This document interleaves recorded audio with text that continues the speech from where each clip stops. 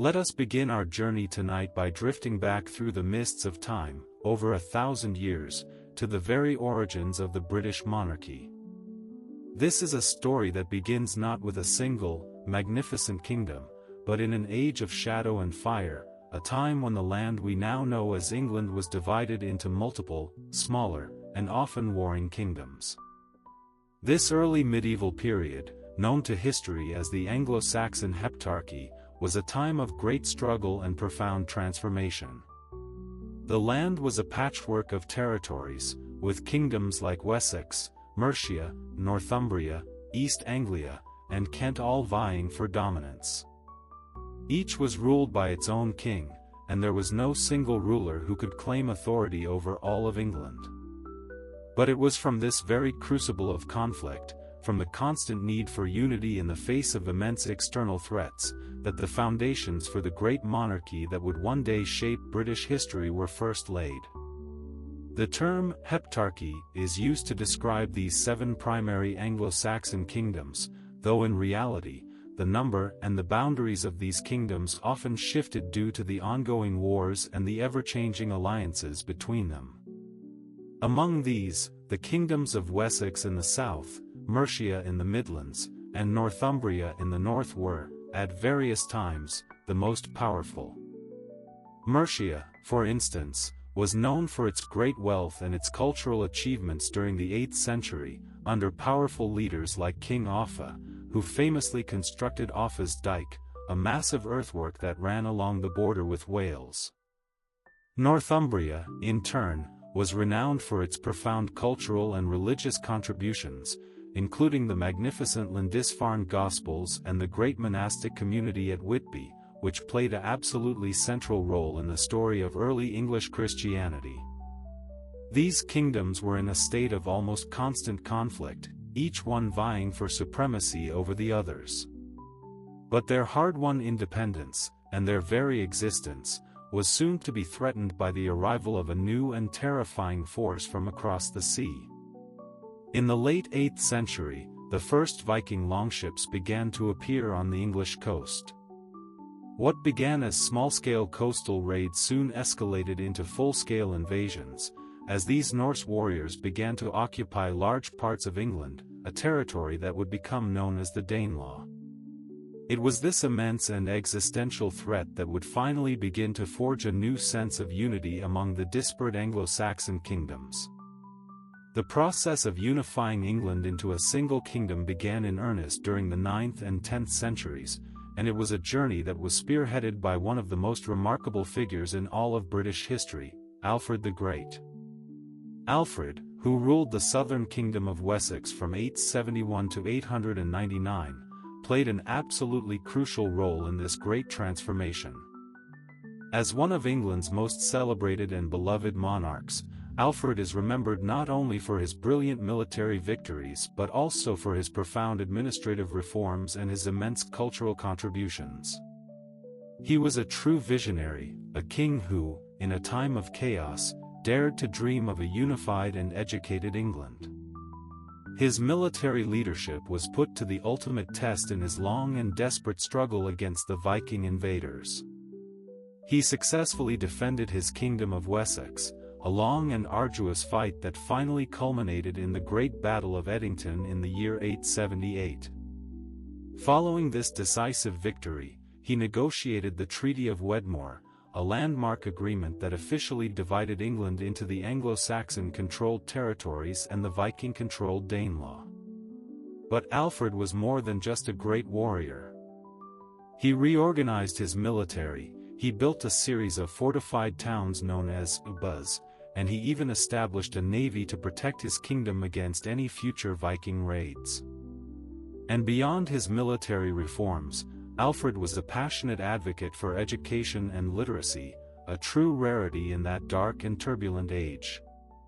He commissioned the translation of many important Latin texts into Old English and encouraged the creation of the Anglo-Saxon Chronicle, a vital historical record that provides us with much of what we know about this period today.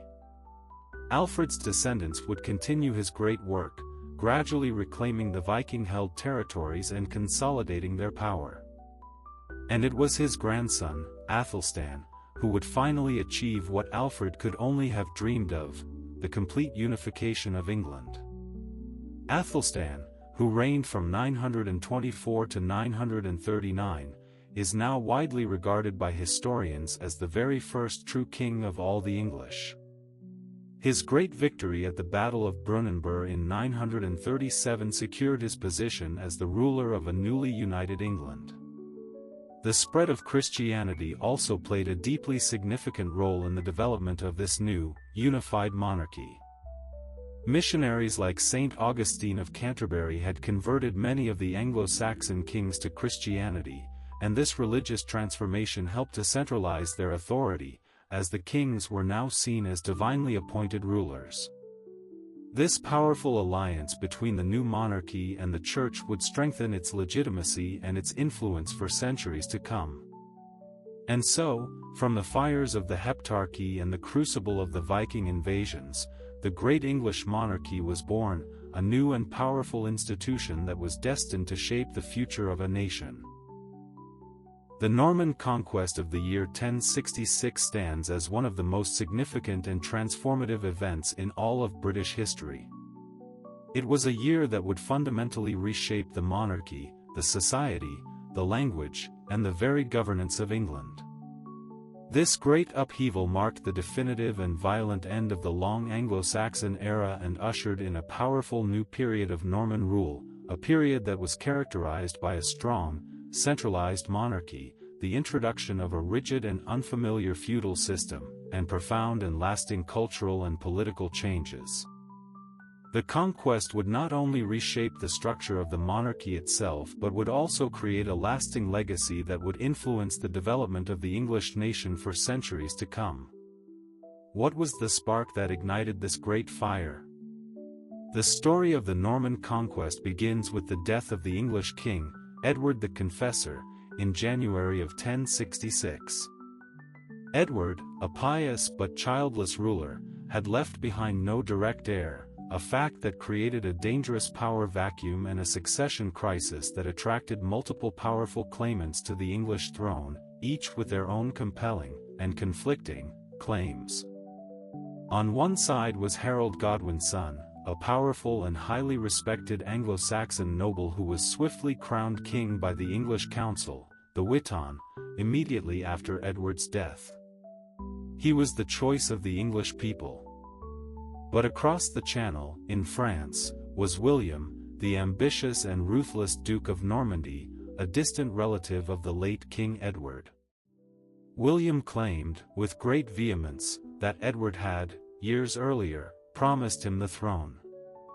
And to further complicate matters, there was a third claimant, the formidable Harald Hardrada, the fierce king of Norway, who sought to revive the old Viking dominance in England, believing he had a claim through an earlier Danish king. The stage was set for a three-way struggle for the crown of England. The first blow came not from Normandy, but from the north. Harald Hardrada invaded the north of England, and King Harold Godwin's son, in a stunning display of speed and military skill, marched his army north and decisively defeated the Viking invaders at the Great Battle of Stamford Bridge. It was a glorious victory for the new English king, but it came at a great cost. His army was exhausted and depleted from the long march and the brutal battle. And just as they were celebrating their victory, news arrived that would change everything. William of Normandy had finally landed his own massive invasion force on the south coast of England. Harold was now forced to turn his weary army around and to march them the entire length of the country once more to face a new and even greater threat.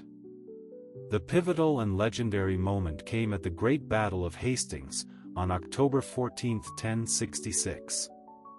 William's Norman forces, who were equipped with a powerful combination of heavy cavalry, skilled archers, and disciplined infantry, finally defeated Harold's Anglo-Saxon army after a long and incredibly brutal day of fighting. The English forces, fighting on foot, formed a great, almost unbreakable shield wall at the top of a hill. The Norman knights charged again and again, but could not break the English line. It was only through a series of clever, feigned retreats that the Normans were finally able to lure some of the English soldiers from their strong defensive position. In the final, desperate hours of the battle, King Harold himself was famously killed, and with the death of their king, the English resistance finally crumbled. William, from that day forward, would earn the title that would define him for all of history, William the Conqueror. By Christmas of that same year, he was crowned the new King of England at Westminster Abbey, marking the official beginning of Norman rule. What was one of the most significant and lasting changes that was brought about by this Norman conquest? It was the introduction of the European system of feudalism, a rigid, hierarchical system of land ownership and governance that completely remade English society. How did it work? William, as the new king, declared that he was now the owner of all the land in England. He then confiscated the vast estates from the old Anglo-Saxon nobles who had fought against him and strategically redistributed them to his most loyal Norman supporters, creating a new and powerful French-speaking aristocracy that owed their wealth and their status directly to him. This brilliant redistribution of land consolidated William's power and ensured that the new nobility would remain loyal to the crown. At the top of this new feudal hierarchy was the king. Below him were the great barons, who held their land from the king in exchange for military service and loyalty. The barons, in turn, divided their land among the knights, who provided the military service. And at the very bottom of this great pyramid were the English peasants, the serfs, who worked the land and paid their taxes to their new Norman lords. This system allowed William to maintain a tight and centralized control over his new kingdom, with every level of society now tied directly to the monarchy through the bonds of land and service. But how does a new king truly know the full extent and value of his new kingdom? In the year 1085, William the Conqueror commissioned one of the most remarkable administrative achievements of the entire Middle Ages, the creation of the Domesday Book. This was a detailed and incredibly comprehensive survey of all of England's landholdings and its resources. It was a groundbreaking administrative tool and a powerful testament to William's desire for absolute, centralized control. What was its purpose? The Domesday Book meticulously catalogued who owned what land, how much of that land was being farmed, who lived there, and the total value of all its resources, down to the last pig. Royal commissioners were sent out across the entire country, to every village and every town, to gather this information under oath. This incredible survey allowed the new monarchy to efficiently and accurately collect its taxes and to ensure that its nobles were fulfilling their feudal obligations. The Domesday Book remains one of the most important historical records of medieval England, providing us with invaluable insights into the social and the economic structure of the time. The Norman Conquest also profoundly influenced the culture and the language of England, blending the old Anglo-Saxon and the new Norman traditions into a unique and powerful hybrid. The Normans spoke Old French, which now became the language of the royal court, of the law, and of the entire administration. Over time, this Norman French began to mix with the Old English that was spoken by the common people, eventually creating the language of Middle English, the direct precursor to the modern English that we speak today. The Normans also introduced their own distinctive and formidable architectural style, building great, imposing stone castles and magnificent cathedrals, such as the famous Tower of London and Durham Cathedral. The conquest had not just changed the rulers of England, it had remade the very fabric of English life, from its language and its laws to its buildings and its social structure, a legacy that continues to influence the nation to this very day. The Plantagenet dynasty, which ruled England from the year 1154 to 1485, was one of the most powerful, dynamic, and influential in all of British history. Spanning over 300 tumultuous years, the dynasty oversaw profound and lasting developments in the fields of law, governance, and territorial expansion. However, this long and storied period was also marked by almost constant internal strife, by bitter dynastic conflicts, and by powerful and recurring challenges to the authority of the crown. The Plantagenet kings left an enduring and complex legacy, one that not only shaped the British monarchy itself but also laid the essential groundwork for the modern state, particularly through the forging of the common law and the great struggle that would give birth to the Magna Carta. The story of the Plantagenet dynasty begins with the ascension of one of England's greatest kings, Henry II, who came to the throne in the year 1154. What kind of kingdom did he inherit? He inherited a land that was deeply scarred and exhausted by a long and bitter civil war, a period known to history as the Anarchy. During this time, his mother, the Empress Matilda, had fiercely contested the crown against her cousin, King Stephen. Henry's arrival on the throne marked the end of this chaos and the beginning of a new era of strong, centralized governance. And Henry was more than just the King of England.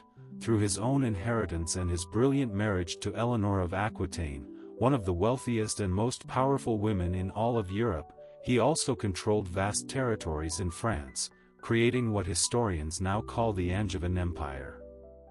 One of Henry II's most significant and lasting achievements was the establishment of a unified and coherent legal system.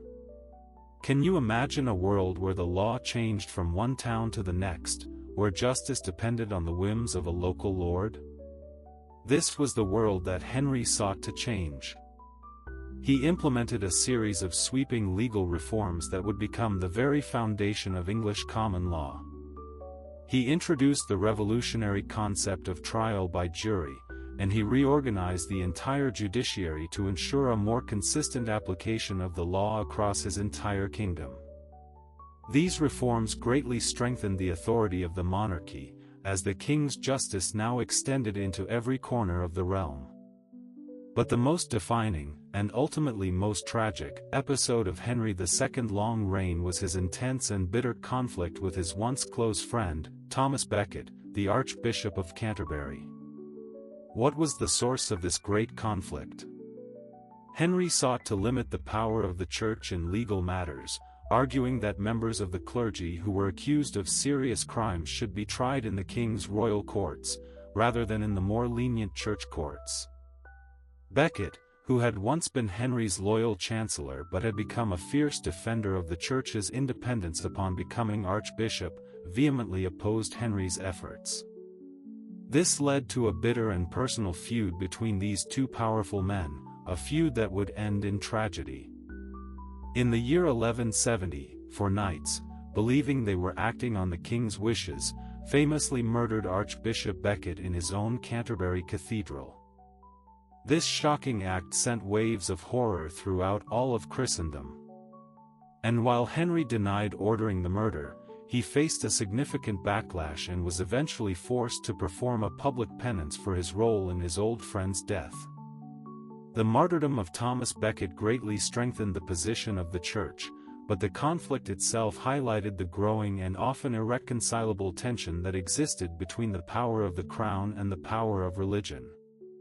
Henry II was succeeded by his two famous sons, Richard I, known to all as the Lionheart, and John, whose reigns would showcase the immense challenges of maintaining royal power.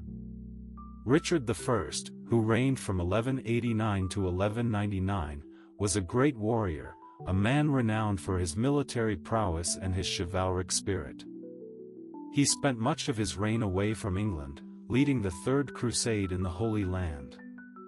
His great adventures became the stuff of legend, but his long absence and the immense financial strain of his campaigns began to weaken the monarchy's domestic control. It was his younger brother, John, who would inherit the throne in 1199, and his reign was marked by a series of disastrous failures. He lost most of the English territories in France, earning him the humiliating nickname John Softsword. And his clashes with his own powerful barons would lead to one of the most important moments in the history of Western governance. By the year 1215, facing a widespread and powerful rebellion from his nobles, who were tired of his arbitrary rule and his heavy-handed taxation. King John was finally forced to sign the Magna Carta, or the Great Charter. What was this document? It was a revolutionary declaration of rights that, for the very first time, formally limited the power of the monarch and guaranteed certain rights to the nobility. While John himself would later renege on the promises he made in the Magna Carta, the document itself became a powerful and enduring symbol, a cornerstone of constitutional governance that would profoundly influence the development of parliamentary democracy for centuries to come. The Plantagenet era also saw the gradual and crucial development of Parliament itself. During the long reign of Henry III, John's son, the kingdom was once again characterized by baronial unrest and growing demands for greater representation in governance. In the year 1265, a rebel leader named Simon de Montfort convened the very first parliament that included not just nobles and clergy, but also commoners, setting a powerful precedent for broader representation. And it was King Edward I who would strengthen the role of Parliament by formalizing its structure in 1295, creating what is often called the Model Parliament. Edward shrewdly used Parliament to raise the taxes he needed for his wars and to pass new laws, a process that solidified its role as a key and permanent institution in the governance of England. The long and complicated story of the Plantagenet dynasty is a story of transformation, a story of the constant push and pull between the power of the king and the rights of his subjects, a story that would ultimately forge the very foundations of the modern British state. The Tudor dynasty, which ruled England from the year 1485 to 1603, was a period of profound religious, political, and cultural transformation. The story begins with Henry VII, who, after his great victory at the Battle of Bosworth Field, brought an end to the long and destructive Wars of the Roses. His reign was focused on restoring order and strengthening the monarchy after decades of civil war. But it was his famous son, Henry VIII, whose reign would truly and forever reshape the destiny of the English nation. The story of Henry VIII is the story of one of the most transformative periods in all of British history, a time defined by his 6 famous marriages, his larger-than-life personality, and, most importantly, his dramatic and revolutionary break with the Roman Catholic Church. Henry VIII ascended to the throne in 1509, young, handsome, and athletic king, full of promise and potential. But his reign would be dominated by a single, all-consuming obsession: the need to produce a male heir to secure the future of the Tudor dynasty. His first wife, Catherine of Aragon, the widow of his elder brother, had failed to give him a son, producing only a single daughter, the future Queen Mary. Convinced that his marriage was cursed and desperate for a male heir, Henry sought to have his marriage annulled by the Pope in Rome. But when Pope Clement VII, who was under the political influence of Catherine's powerful nephew, the Holy Roman Emperor Charles V, refused to grant the annulment, Henry VIII made a decision that would change the course of history. He decided to break with the Catholic Church entirely. This was the beginning of the Great English Reformation.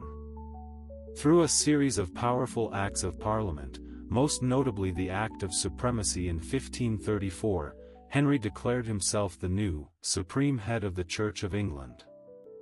This single act severed England's long-standing ties with Rome and established the Church of England as a separate, independent entity, with the English monarch, not the Pope, as its ultimate authority. While Henry himself remained conservative in his own religious beliefs, still considering himself a Catholic at heart, his actions set in motion a powerful and unstoppable religious revolution. To consolidate his power and to bolster the crown's finances, Henry then embarked on the dissolution of the monasteries. Over the course of several years, the great and wealthy monasteries all across England were closed down, their lands and their immense treasures seized by the crown. This act not only dramatically increased the wealth and the power of the monarchy but also fundamentally altered the religious and the social fabric of England forever. Henry's personal life, of course, was just as tumultuous as his political and religious reforms. His desperate quest for a male heir led him through a famous succession of 6 wives. His second wife, Anne Boleyn, for whom he had broken with the Catholic Church, also gave him a daughter, the future Queen Elizabeth I, before she tragically fell from favor and was executed on false charges. His third wife, Jane Seymour, finally gave him the son he so desperately craved, the future King Edward VI, but she herself died shortly after childbirth. His subsequent marriages were a mixture of political alliance and personal whim, further highlighting his often tyrannical and unpredictable nature. By the end of his long and eventful reign, Henry VIII had succeeded in strengthening the power of the monarchy to an unprecedented degree. He had centralized the government, reduced the power of the old nobility, and had, through his religious reforms, made the king the ultimate source of all authority, both temporal and spiritual, in the land. His son, Edward VI, who became king in 1547 at the tender age of 9, would see England move in an even more radically Protestant direction under the influence of his regents. The Book of Common Prayer was introduced, standardizing worship in English and replacing the old Latin Massachusetts. But Edward's reign was short, and upon his death in 1553, he was succeeded by his elder half-sister, Mary I, the daughter of Catherine of Aragon. Mary was a devout Catholic, and she sought to reverse all of the Protestant reforms of her father and her brother, brutally persecuting Protestants in an attempt to restore Catholicism to England, a policy that earned her the infamous nickname, Bloody Mary. But her reign, too, was short and ultimately unsuccessful.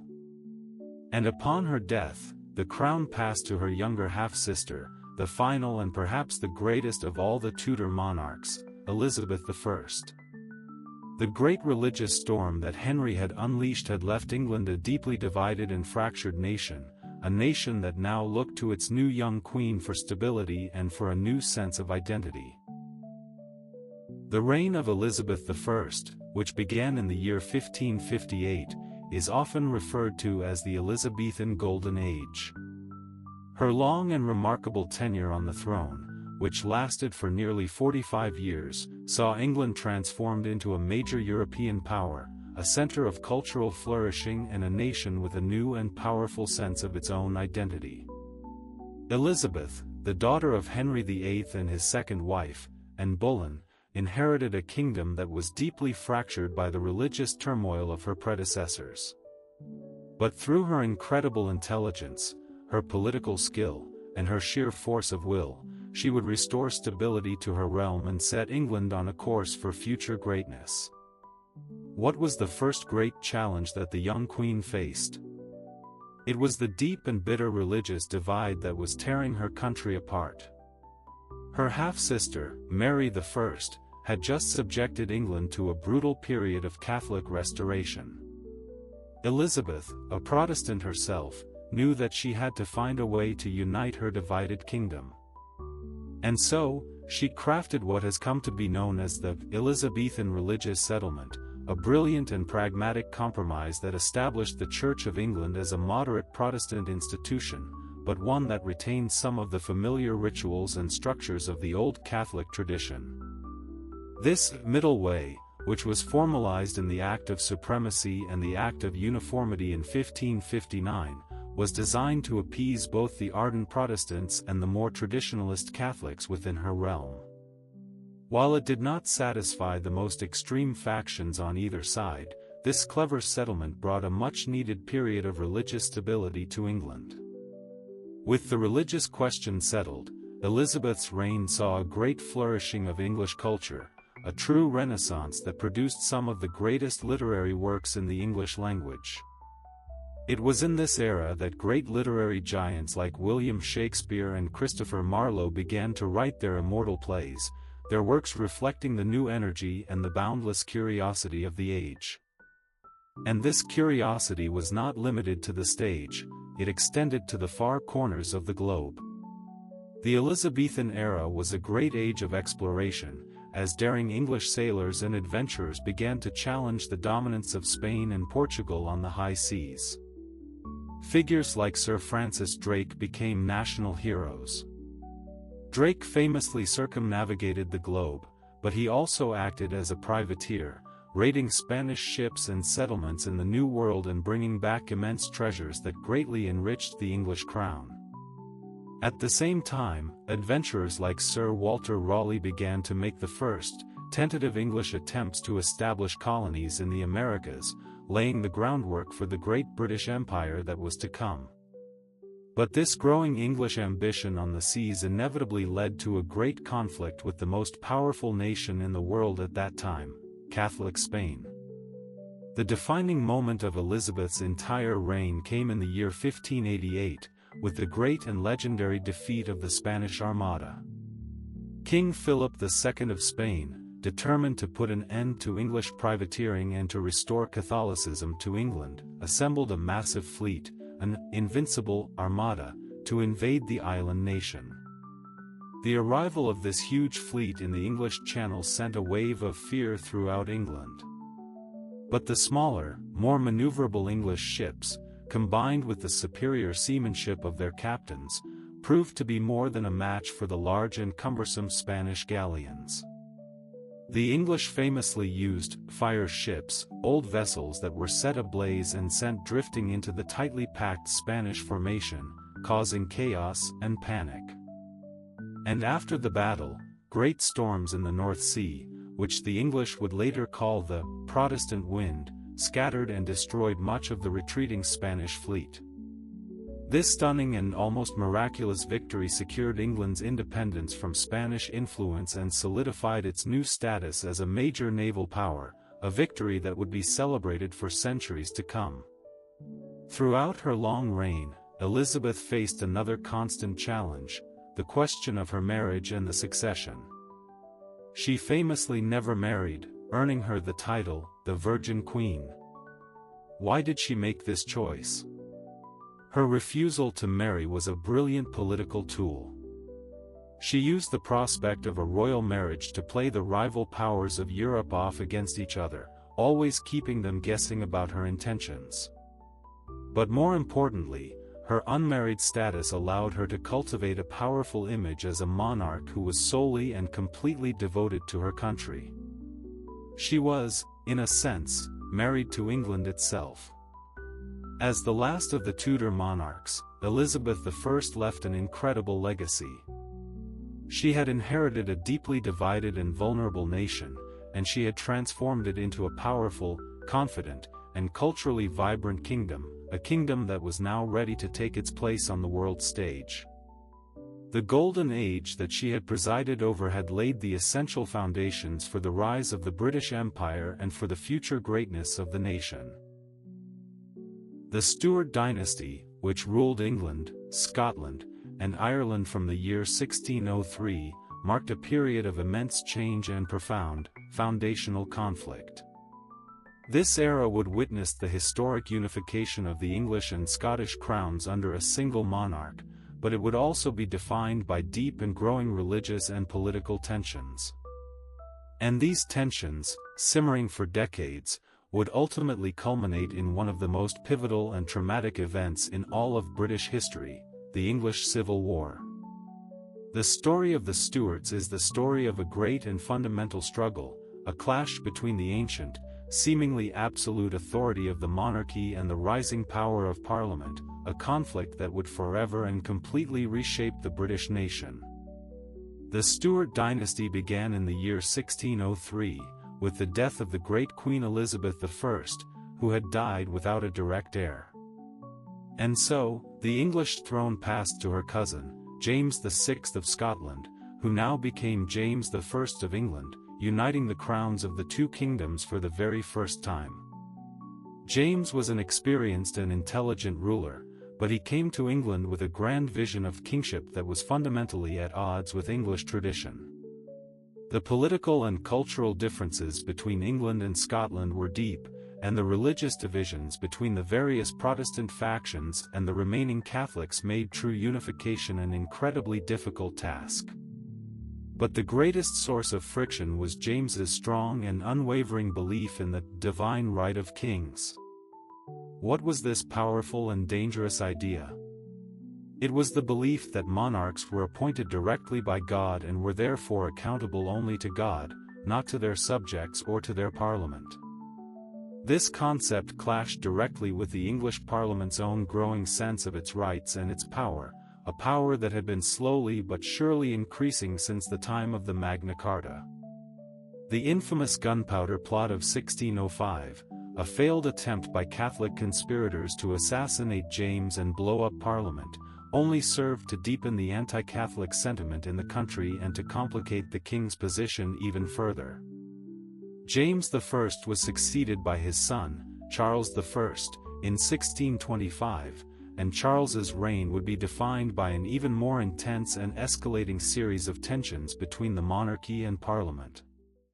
Like his father, Charles was a firm believer in his own divine right to rule, but he lacked his father's political pragmatism. His belief constantly and openly clashed with the growing power and the assertiveness of Parliament. The conflicts arose over two main issues, money and religion. Charles frequently found himself in need of funds for his foreign policy and his court, but Parliament was often unwilling to grant him the taxes he desired without him first addressing their grievances. And in the year 1629, frustrated by their constant opposition, Charles made the dramatic decision to dissolve Parliament entirely. He would then rule without it for the next 11 years, a period that has come to be known as the personal rule. To raise the money he needed without Parliament's approval, Charles resorted to a series of controversial and unpopular taxes, such as the infamous ship money, which deeply angered the nobility and the commoners alike. His religious policies also caused great friction. His marriage to a Catholic queen, Henrietta Maria of France, and his attempts to impose more Anglican-style, ceremonial worship practices on the fiercely Protestant Church in Scotland, deepened the distrust among his many Puritan subjects, who feared he was secretly trying to lead the country back to Catholicism. This long and simmering conflict finally erupted into open warfare in the year 1642. The English Civil War was a brutal and transformative period in British history, a conflict that pitted neighbor against neighbor and brother against brother. The Royalists, the supporters of the king who were often called the Cavaliers, clashed with the Parliamentarians, the supporters of Parliament who were known as the Roundheads. After a series of major battles, such as the Battle of Edgehill and the Great Battle of Marston Moor, the Parliamentarians, led by the brilliant and ruthless military commander, Oliver Cromwell, and his highly disciplined, new model army, gained the upper hand.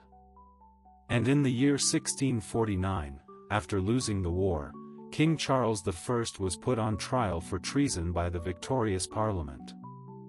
In an unprecedented and truly shocking act that sent waves of horror throughout all the royal courts of Europe, the king was convicted and, on a cold January morning, was publicly executed, beheaded in front of his own palace at Whitehall. The monarchy, an institution that had existed for centuries, was officially abolished, and England was declared a republic, a commonwealth. The period that followed, from 1649 to 1660, is known as the Interregnum, a time when England experimented with republicanism under the leadership of Oliver Cromwell. Initially, England was governed as a republic, but Cromwell eventually assumed complete control as the Lord Protector. His rule was marked by a strict Puritan morality and often authoritarian governance, including the brutal suppression of Catholicism in Ireland and further military campaigns in Scotland. But after Cromwell's death in 1658, the Republic began to falter, and there was a growing popular support for the return of the monarchy. The people of England, it seemed, were tired of the strict Puritan rule and longed for a return to stability. And so, in 1660, Charles I's son, Charles II, who had been living in exile, was invited to return to England and to take the throne, marking the beginning of the period known as the Restoration. The great, bloody civil war was finally over, but the fundamental questions about the balance of power between the king and his parliament had not yet been fully resolved. That final resolution would have to wait for another, though far less bloody, revolution. After the death of Oliver Cromwell and the collapse of the short-lived English Republic, there was a growing weariness among the people of England. They had grown tired of the strict Puritan rule and the political instability, and there was a powerful longing for a return to the old ways, for a return to the stability of the monarchy. And so, in the year 1660, Charles I's son, Charles II, who had been living in a long and difficult exile, was invited to return to England and to take the throne. This event, known as the Restoration, marked the return of the Stuart dynasty. Charles II's reign began a period that was, in many ways, a stark contrast to that of his father. Having learned the painful lessons of the English Civil War, he generally ruled in cooperation with Parliament, avoiding the kind of absolutist style that had led his father to the executioner's block. His court became famous for its decadence and its cultural flourishing, earning him the famous nickname, the Merry Monarch.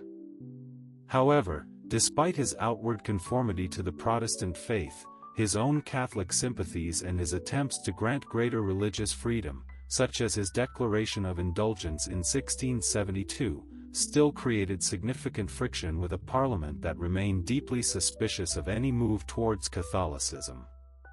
But the true crisis, the one that would finally resolve the long and bitter struggle between the king and parliament, was ignited by his brother and successor, James II. James ascended to the throne in 1685, and unlike his more pragmatic brother, he was an open and devout Catholic, and a firm and unyielding believer in the divine right of kings. He sought to centralize all royal power and to bypass Parliament whenever he could. He appointed fellow Catholics to key positions in the government and the military, and he once again issued a Declaration of Indulgence, granting religious freedom to Catholics and other dissenters.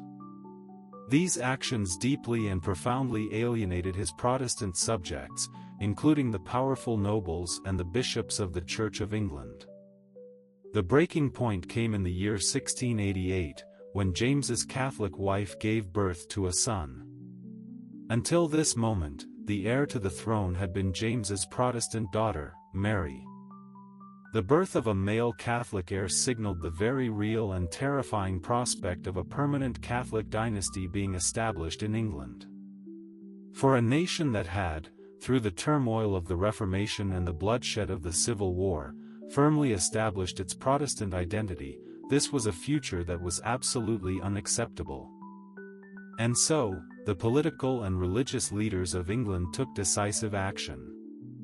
A group of influential nobles, who would later become known as the Immortal Seven, secretly sent an invitation to James II's son-in-law, the Protestant Dutch leader, William of Orange.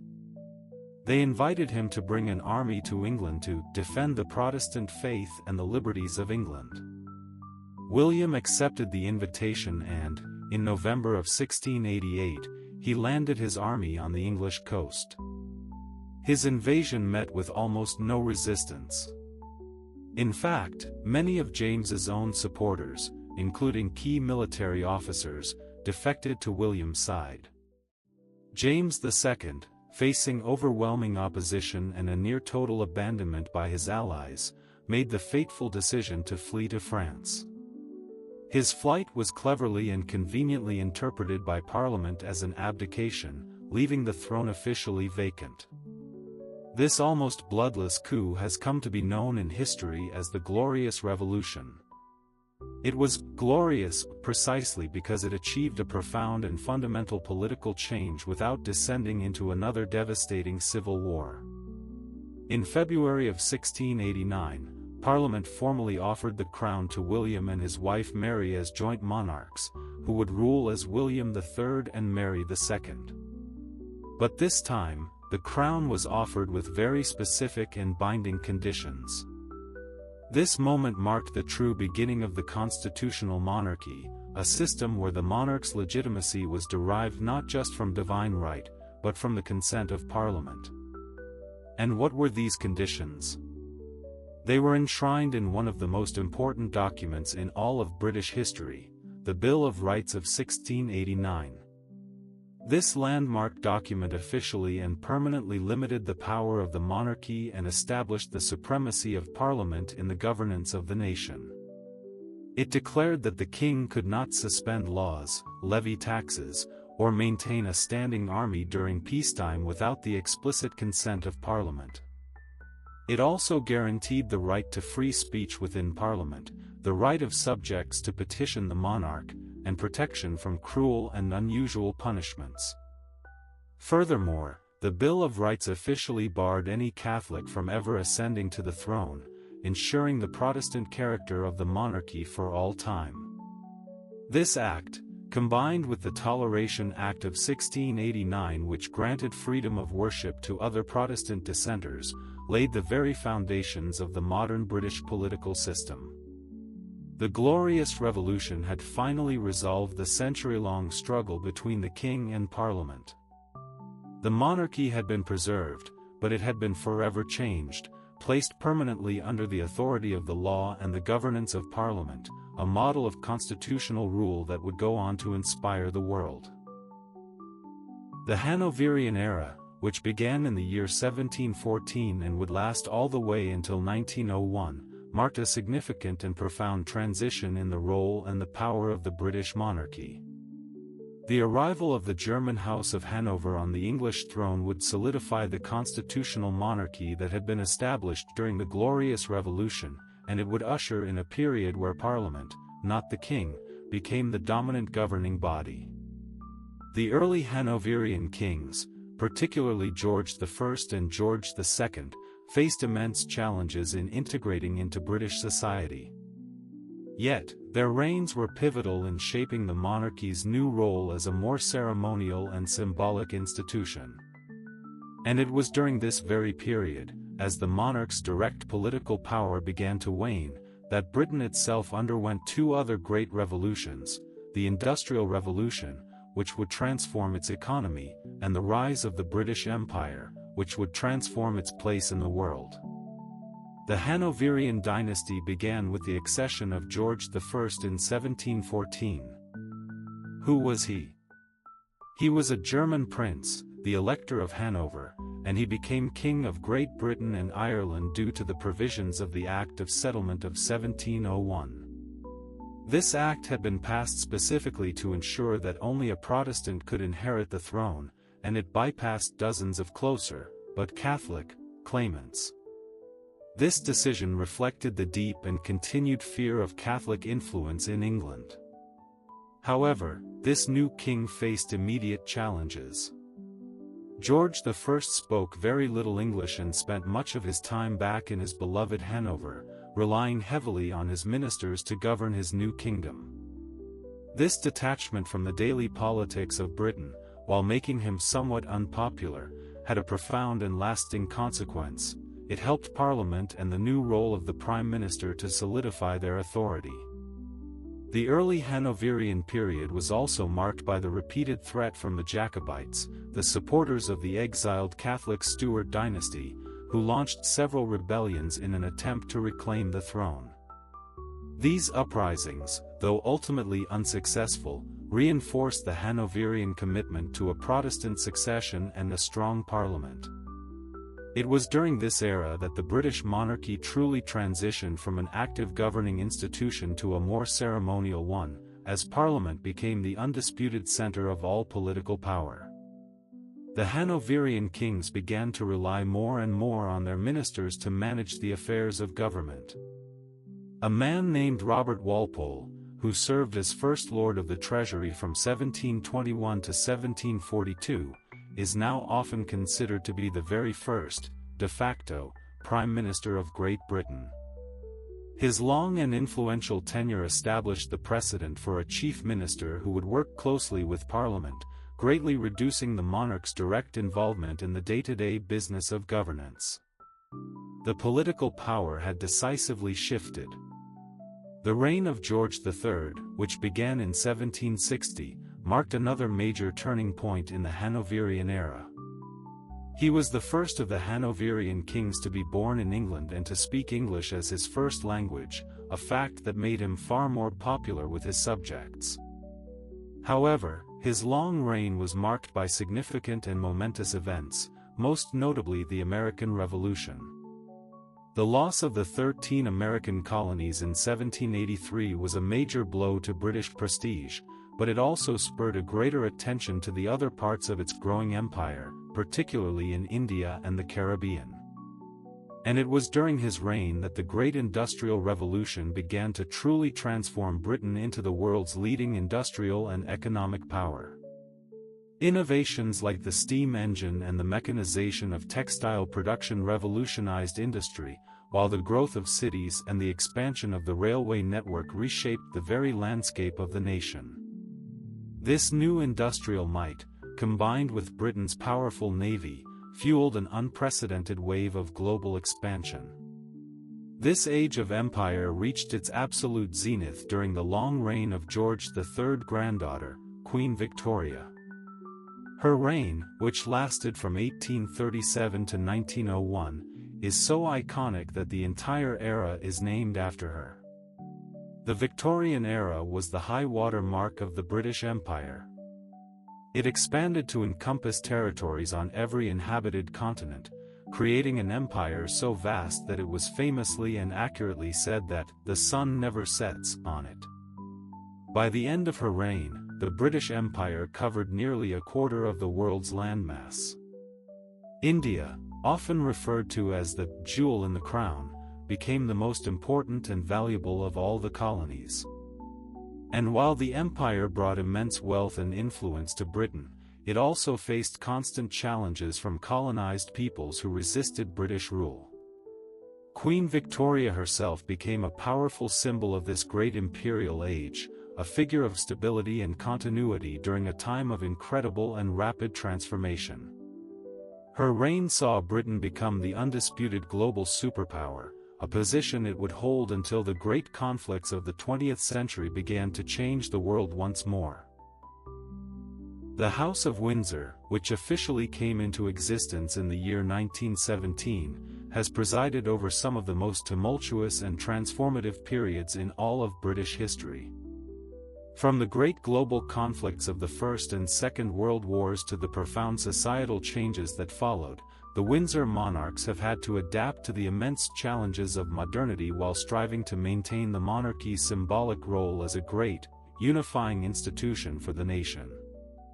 During this period, the British monarchy evolved significantly, responding to shifting public expectations, to the gradual decline of the British Empire, and to the ever-present pressures of modern governance and intense media scrutiny. The House of Windsor was originally known as the House of Saxe-Coburg and Gotha, a German royal house that was established when Queen Victoria's son, Edward VII, inherited the throne in 1901.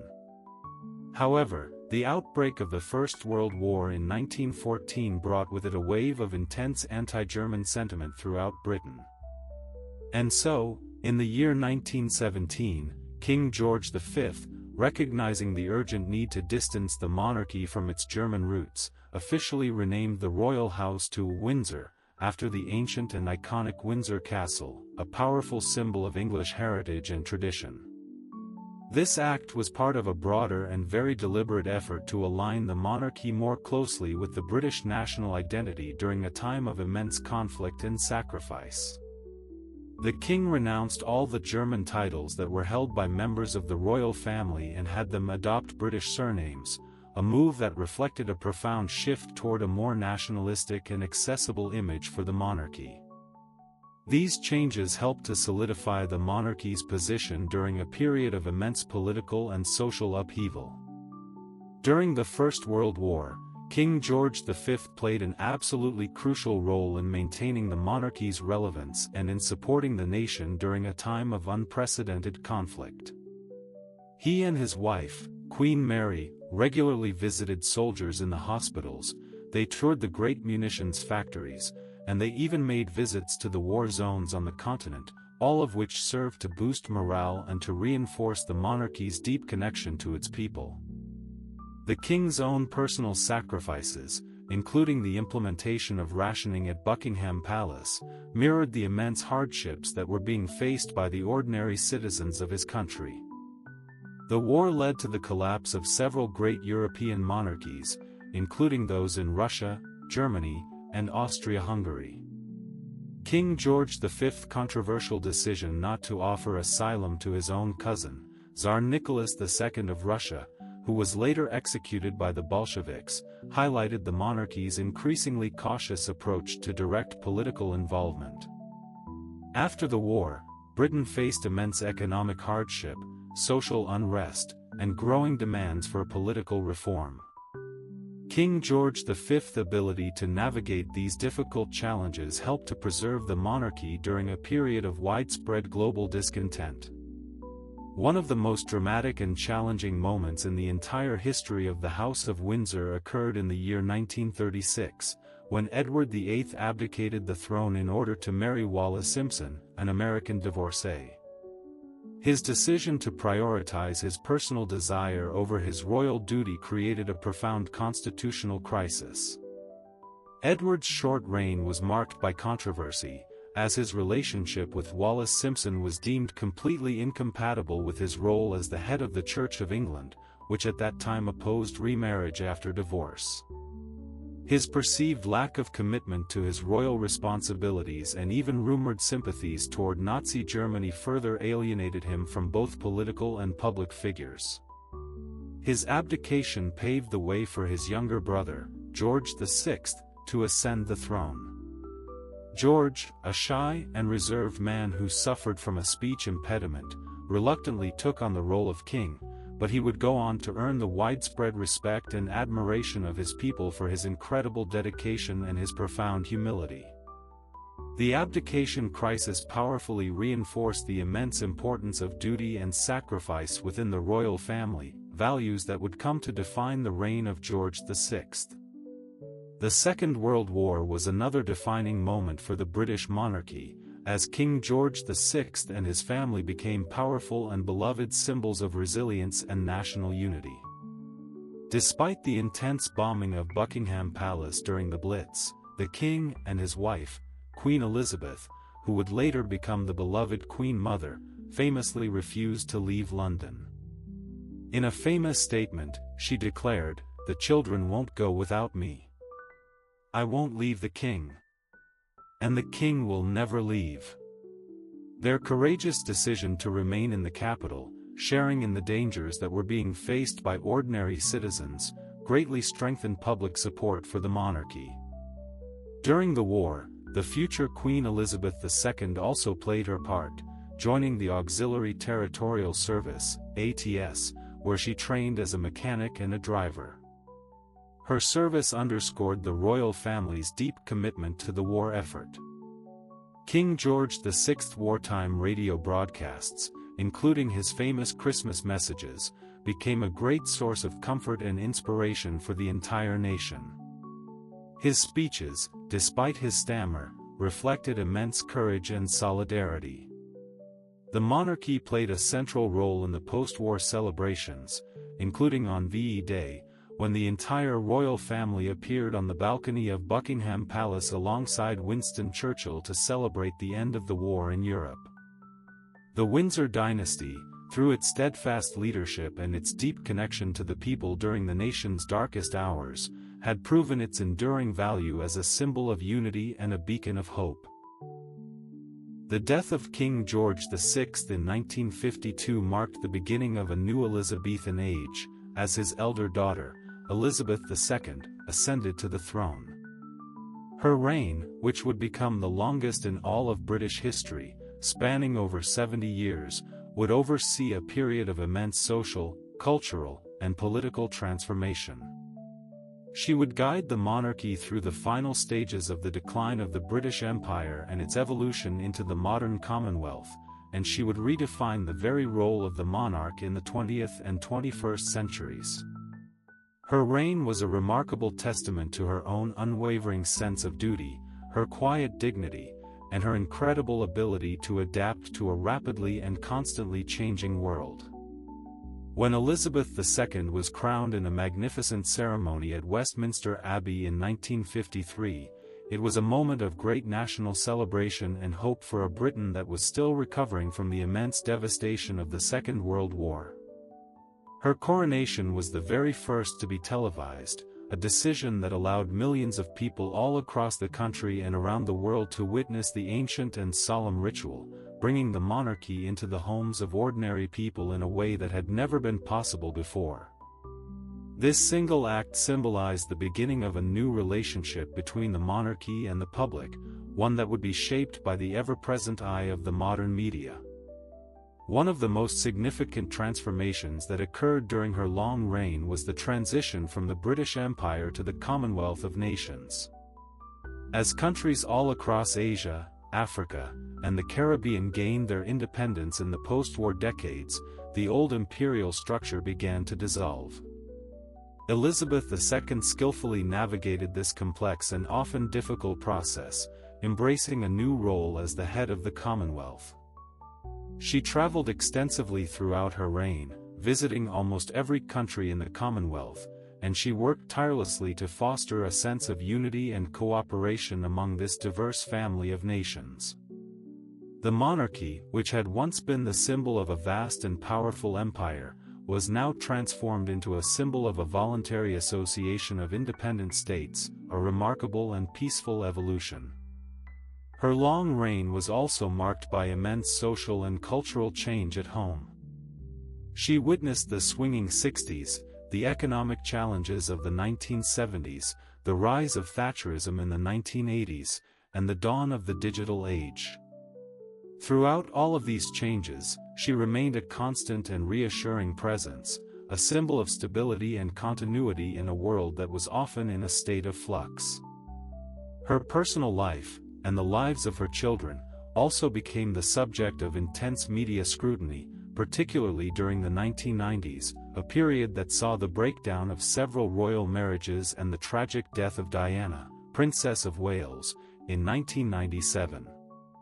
These events posed significant challenges to the monarchy, forcing it to adapt and to become more open and responsive to public sentiment.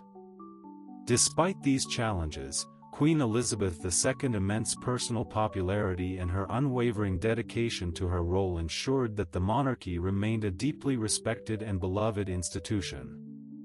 Her great jubilees, which marked her silver, golden, diamond, and finally, her platinum anniversaries on the throne, were occasions of great national celebration, bringing people together from all walks of life.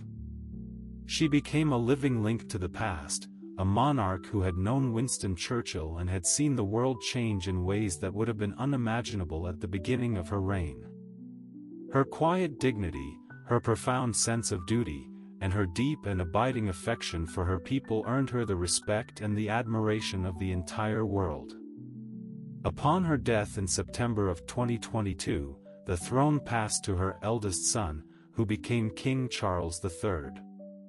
His accession marked the beginning of a new chapter in the long and storied history of the British monarchy. In the 21st century, the monarchy faces new and evolving challenges. It must continue to find its place in a modern, multicultural, and increasingly secular society. It must grapple with questions about its own relevance, its cost, and its role in a world that is vastly different from the one into which it was born.